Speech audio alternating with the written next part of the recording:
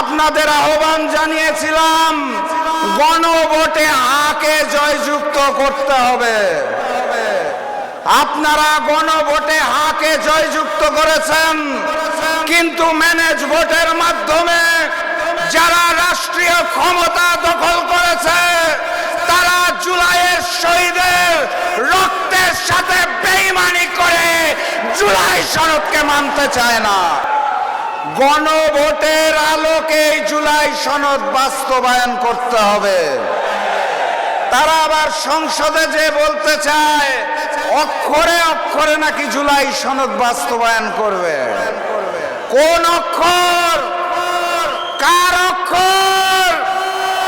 আমরা হিন্দুস্তানের অক্ষর চিনি না, আমরা বিএনপির গুলশান অফিসের অক্ষর চিনি না, আমরা জুলাই শহীদদের অক্ষর চিনি, গণভোটের অক্ষর চিনি।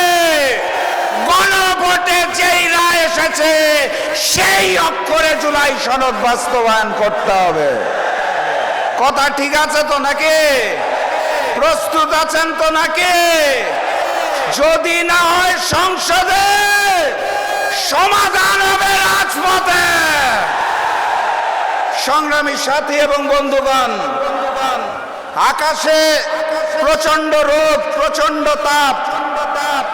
এই আকাশে কালো মেঘ দেখা যাচ্ছে, ছুটে আসছে ওই হিন্দুস্তান থেকে।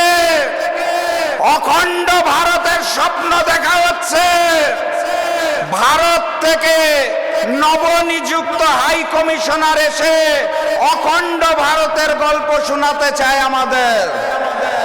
আমরা স্পষ্ট ভাষায় জানিয়ে দিতে চাই, আমাদের ভূখণ্ডের সিদ্ধান্ত 1947-এ হয়েছে, 1971-এ হয়েছে, 2024-এ হয়েছে। আমাদের স্বাধীনতা এবং সার্বভৌমত্ব নিয়ে ছিনিমিনি খেলার চেষ্টা করবেন না।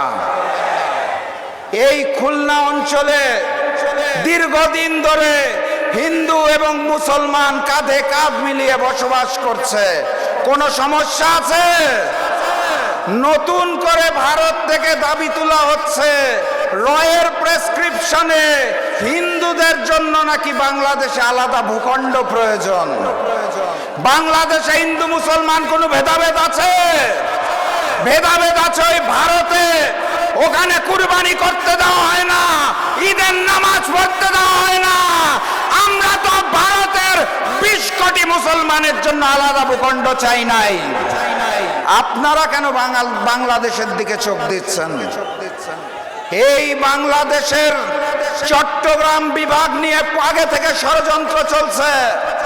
নতুন করে এখন রংপুর বিভাগ নিয়েও তারা ষড়যন্ত্র করতে চায়। কথাবার্তা পরিষ্কার, আমার চট্টগ্রাম, আমার রংপুরের দিকে চোখ দিলে ওই হিন্দুস্তানের 7 সিস্টার চূর্ণ বিচূর্ণ হয়ে যাবে ইনশাআল্লাহ। সংগ্রামী সাথী এবং বন্ধুগণ, বক্তব্য দীর্ঘায়িত করব না। বাংলাদেশের স্বরাষ্ট্রমন্ত্রী, যিনি ভারতের মুখ্যমন্ত্রীর ভাষায় কথা বলেন, বাংলাদেশের ম্যানেজ ভোটের প্রধানমন্ত্রী, যিনি জবান খুলতে পারেন না, তাদের জানিয়ে দিতে চাই, নত জানু পররাষ্ট্রনীতি ত্যাগ করুন। স্বাধীন সার্বভৌম বাংলাদেশের জন্য এবং গণভোট বাস্তবায়নের জন্য 11 দল রাজপথে নামবে এবং বিজয় ছিনিয়ে আনবে ইনশাআল্লাহ। প্রস্তুত আছেন? খুলনার বাঘেরা প্রস্তুত? আওয়াজ তুলুন, নারায়ে তাকবীর, নারায়ে তাকবীর, নারায়ে তাকবীর। দেখা হবে বিজয় ইনশাআল্লাহ।